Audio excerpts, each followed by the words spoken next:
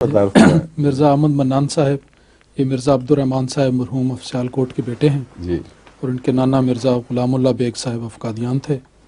ان کی شادی مکرم نیک محمد خان صاحب مرحوم نہیں وہ باتیں تو بتائیں جو اصل ہیں. ان کی آباء و اجداد کی مشیر اسلام کے صحابی اور کون تھے، خاندان سے کیا تعلق تھا، کس مغل پٹی کے ہیں یہ لوگ، یہ میرے خیال خود ہی تفصیل خود ہی بتائیں گے. کیونکہ بچپن میں اپنا آباء و اجداد کا تعارف حضرت مسیح علیہ السلام کے ساتھ تعلق کے لحاظ سے بتائیے، خود بتائیں. جی حضور، ڈاکٹر کی طرف سے تو زیادہ نہیں مجھے علم، کیونکہ بچپن میں والدین فوت ہو گئے تھے. ٹھیک. مگر مرزا مطابع صاحب کے میرے دادا بھائی تھے. مرزا مہتاب بیگ صاحب جو جی قادیان والے. جی. اچھا اچھا، جی جی ان کے سگے بھائی تھے آپ کے دادا؟ جی سگے بھائی. اچھا، یہ مجھے بھی آج پتہ چلا ہے. مرزا مہتاب بیگ صاحب کی دکان ہوا کرتی تھی نا، درزی کی دکان چوک میں، اس کونے پر، جس کے آگے اللہ تعالیٰ صاحب بیٹھے ہوتے تھے. اللہ تعالیٰ جن کی ٹوپی جب سے بنی تھی اس کے بعد پھر اتری نہیں وہ سر سے، یا اسی طرح اٹھا کے واپس پہن لیا کرتے تھے. اس کے اندر گڑا پڑ گیا تھا، بارش کا پانی بھی اس میں اکٹھا ہو جایا کرتا تھا. بہت ہی سادہ انسان تھے اللہ تعالیٰ صاحب. ان کی دکان سے ہم مچھیاں لیا کرتے تھے. اس کو مچھیاں کہتے تھے اس کو. مختلف بوتلوں میں انہوں نے مچھیاں ڈالی ہوئی تھیں، اور کوئی چھوٹی موٹی چورن کی وہ پڑیا ہوتی تھی یوں کر کے بلدی ہوئی مخروطی، اور اچھی مزیدار چورن ان کی دکان سے ملتی تھی. وہ زمانہ ہی بہت عجیب تھا. انہوں نے ذکر کر دیا تو مجھے یاد آ گیا کہ ان کا بھی ذکر خیر چل پڑے. اللہ تعالیٰ صاحب یاد ہے آپ کو؟ جی یاد. چھوٹے ہوتے تھے آپ بہت؟ یاد. کتنا چھوٹے تھے جب دیکھا آپ نے ان کو؟ پڑھتا تھا. کتنے بڑے تھے؟ اپنے آپ کے چھمو ان کے سامنے پڑھتا، چوتھی جماعت میں. چوتھی میں تھے؟ جی. پارٹیشن کے وقت؟ پارٹیشن کے پہلے جی. پارٹیشن کے وقت تک؟ ہاں جی. پھر میٹرک میں ادھر آ گیا تھا پنڈی جی. میٹرک کر چکے تھے آپ؟ جی. اچھا ماشاء اللہ. تو اللہ تعالیٰ صاحب یاد ہیں آپ کو؟ جی یاد. جی. 2 پیسے میں کافی چیزیں آ جایا کرتی تھیں. 1 پیسے میں وہ چورن کی، اور 1 پیسے میں وہ کوئی مچھی جو ہوتی ہے نا، اپنی اپنی پسند کی خوشبوئیں لوگ لے لیتے تھے. مچھی کہتے ہیں اس کو جی سویٹس. اچھا فرمائیے. اب اب دوسرا رشتہ یہ تو پتہ لگ گیا مجھے دریال کی طرف سے. تو نانکے کی طرف سے جو مرزا برکت علی صاحب تھے، مطلب مرزا دارمان کے، وہ پھر انہوں نے مجھے پرورش کی. وہ خالو تھے میرے. اچھا جی. سکی خالو مرزا برکت علی صاحب. جی. وہ تو مشہور آدمی ہے ماشاء اللہ. تو یہ پھر ان کی آگے روئی پوتی تو ولی شاہ صاحب. جی. روئی پھر ولی شاہ صاحب کے، روئی یعنی خالزاد بھائی کی لڑکی ہے نا میری. روئی شاہ میرے خالزاد بھائی کی بیٹی ہیں. جی. ٹھیک ہے.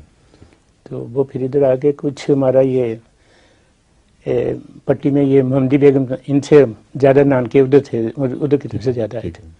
وہ تائی آئی یہ حضور کا، وہ بھی بڑی قریبی تھی ہماری نانی کے. اچھا اب بتائیں سوال آپ کا. جی. حضور میں یہ جو اسلام میں ہے چور کے ہاتھ کاٹنے کی سزا جو، اور اس کی جھوٹی گواہیاں بھی ہوتے ہیں، تو کئی بے گناہ بھی اس میں، جس سے آج بڑا مشہور یہاں کا کیس ہوا ایک، یعنی وہ برج واٹر کیس ہے یہاں 3 کا، کہ ان کو 18 سال جھوٹی گواہیوں کی بنا پہ 18 سالوں میں دیا. جھوٹی گواہیوں کی بنا پر نہیں، ان کے ساتھ دھوکہ کیا ہے پولیس نے. جی. فراڈ کیا ہے. گواہ کا جھوٹا ہونا تو اتفاقاً ہو جاتا ہے، لیکن یہ تو باقاعدہ پولیس نے چھپا، پولیس کی شرارت تھی. جی. اور ایک پکڑنے کی خاطر اندازہ لگا کر اس کے اوپر جھوٹی گواہیاں بنا دی، خود بنائی ہوئی ہیں. یہ فورجری ہے، یہ گواہی کا جھوٹ نہیں ہے، فورجری کہتے ہیں اس کو. تو اس سے حضور اگر جھوٹی گواہی اس سے ایک غریب آدمی ہے اس کے اوپر کر کے جھوٹی گواہیاں دے کے ہاتھ کاٹ دیا جائے. ٹھیک ہے. اور جیسا مثلا پاکستان جھوٹی گواہیوں کے متعلق کسی دنیا کے قانون میں وہ ہدایات نہیں ہیں جو اسلام میں ہیں. اسلام میں گواہ کا معیار اتنا بلند کر دیا گیا ہے، جہاں سزائیں سخت ہیں وہاں گواہ کا معیار بھی سخت بلند کیا گیا ہے. اور یہ قرآن کریم اور اسلامی تعلیم کے اللہ کی طرف سے ہونے کی ایک اور بڑی دلیل ہے کہ بہت متوازن ہے. ایک طرف سزا کا معیار اونچا کیا، دوسرا پکڑے جانے کا، غلطی سے پکڑے جانے کے احتمال کو نیچے سے کم کر دیا اور احتیاطیں بہت اونچی کر دیں۔ اسلامی عدالت کے لحاظ سے اگر ایک گواہ پیش ہو جس کے متعلق یہ پتہ چلے کہ حیا کے معاملے میں بھی اتنا اعلیٰ معیار کا نہیں تھا کہ اس کو کسی نے گلی میں، بازار میں، یا نہ بازار میں نہیں، رستے پر، سڑک پر دوسری طرف منہ کر کے بیٹھ کے پیشاب کرتے ہوئے دیکھا ہے، ننگا نہیں دیکھا، جی دوسری طرف منہ کر کے، جیسے ہمارے غریب ملکوں میں رواج ہے، سڑک کے کنارے بیٹھ جاتے ہیں، پرلی طرف منہ کر کے پیشاب کرتے ہیں۔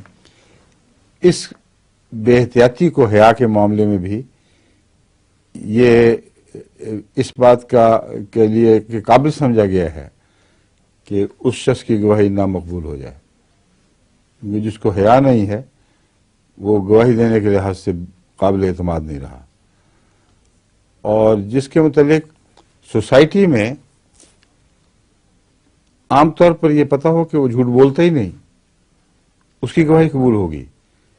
جس کے متعلق یہ گواہی ہوگی تو گپی آدمی ہے، آئے دن گپے مارتا رہتا ہے، جھوٹ بولتا پھرتا ہے، اس کی کبھی گواہی قبول نہیں ہوگی۔ تو معیار شہادت بہت بلند ہے اسلام میں،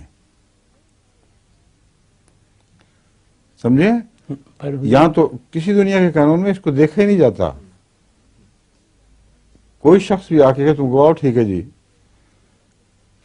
وکیل بعض دفعہ کوشش کرتے ہیں، مگر وہ بھی بڑا مشکل کام ہے کہ اس کا عادتاً ہمیشہ جھوٹا ہونا جب تک ثابت نہ کر دیں اس وقت تک اس کی گواہی میں کوئی جھول نہیں پڑتا۔